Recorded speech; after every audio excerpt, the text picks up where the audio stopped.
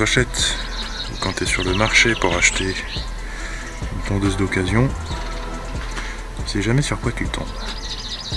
Et tu peux savoir ce que tu achètes assez facilement. Il y a déjà des vérifications à faire avant d'aller voir la machine. Il faut déjà savoir si elle correspond à vos attentes en fonction de la surface du terrain, que ce soit la largeur de coupe, les fonctions et aussi la robustesse de la machine. Et là-dedans, il n'y a pas vraiment de bonnes affaires. Celle-là, on verra ensemble qu'il y a beaucoup de points qui vont pas très bien là, sur cette machine.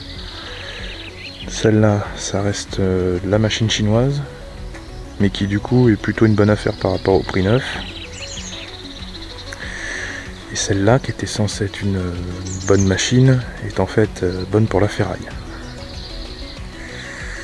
Donc aujourd'hui, on va s'attarder sur cette curiosité, qui est une tondeuse Hyundai à 3 roues, donc avec une roue folle à l'avant. Elle fait 3 fonctions, donc déjà fait 55 cm de coupe, mais tu peux faire du mulching, faire de l'éjection ou ramasser avec, c'est plutôt bien. Elle a un réglage de hauteur de coupe centralisé. Elle date de 2018. Donc on peut tout de suite voir que c'est une machine qui dormait dehors. Pas par rapport aux aiguilles de pain, ça c'est chez moi. Mais par rapport à la peinture, tu vois, elle est toute ternie.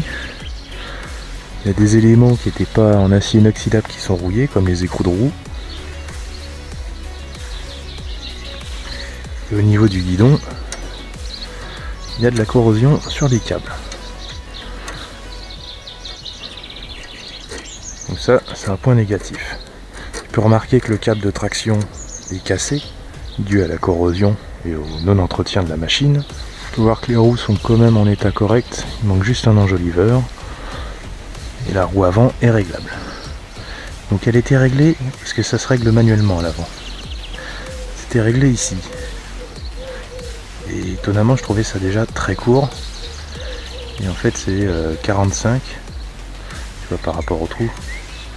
C'est réglé à 45 de haut. Mais ça peut aller jusqu'à 25. Donc ce qui est très très court. Je préfère tendre un peu haut. Mais ce que tu peux regarder quand tu achètes, déjà c'est le niveau d'huile et la tranche de l'huile. Là tu peux voir qu'il y a peut-être un peu trop d'huile. Ça on va le vérifier.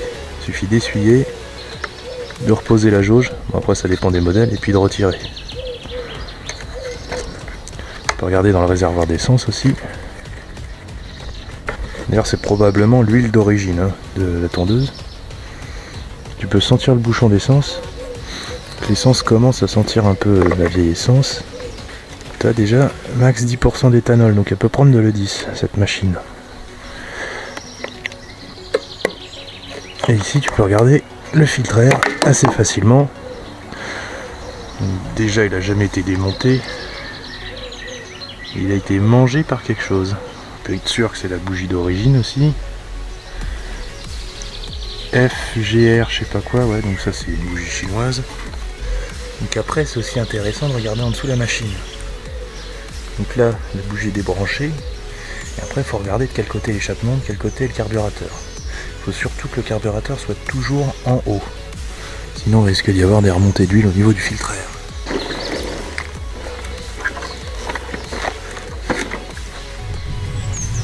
Donc c'est une tondeuse qui a été utilisée que en mulching dans le cours de sa vie. Je pense pas qu'elle ait été nettoyée une seule fois. Tu vois que la lame est en mauvais état.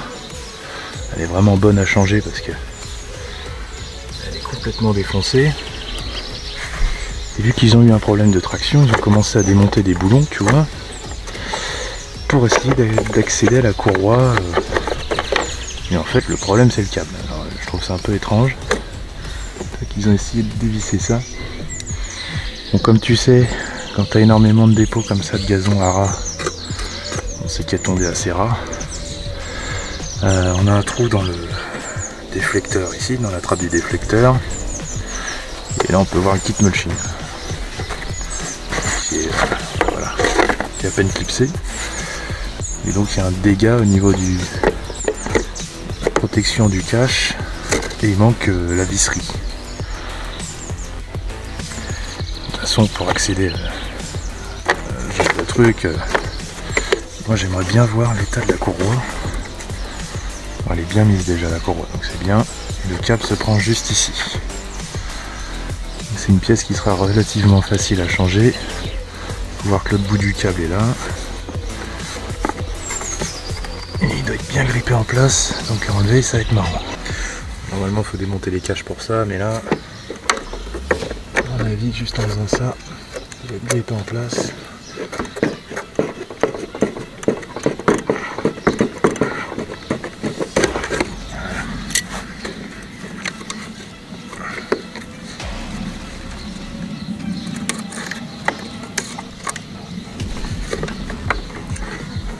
Là tu peux voir, c'est juste un petit peu corrodé ici. Et là, regarde un peu l'état du câble. Regarde. C'est que de la rouille dedans. C'est pour ça qu'il a lâché, tout bêtement. Franchement, ça pue pire que la vieille essence. Je pense que c'est du vieil E10 en fait, ce qu'il y a dedans. On va voir si ça démarre tel que. On va brancher l'antiparasite.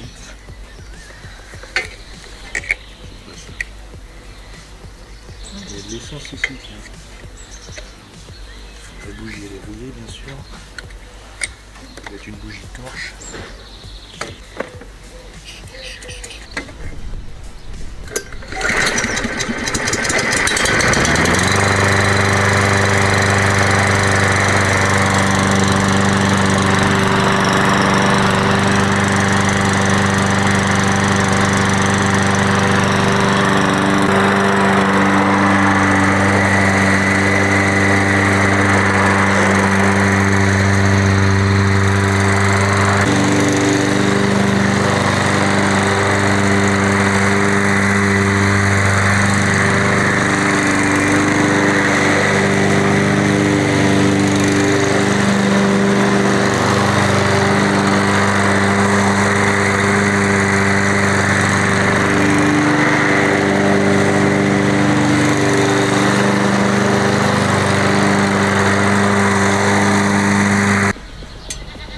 Ça démarre, ça tracte, ça tourne rond, mais ça vibre.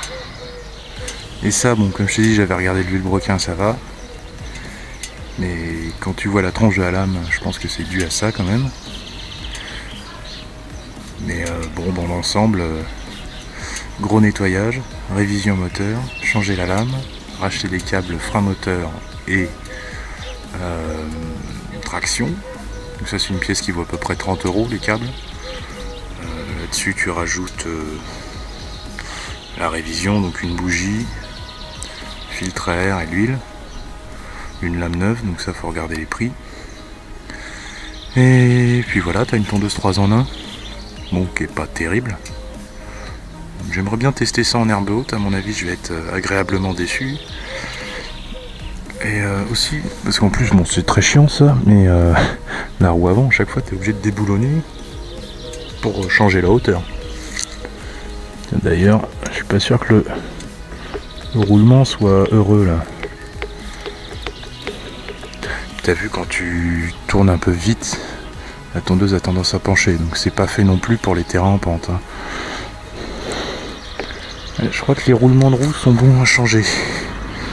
Bah ici il y en a un. Ouais, enfin, faut changer le roulement de roue. Puis ça peut peut-être être remplacé par un papillon de guidon pour faciliter le changement de hauteur quand on veut. Et la roue avant peut être bloquée par ce mécanisme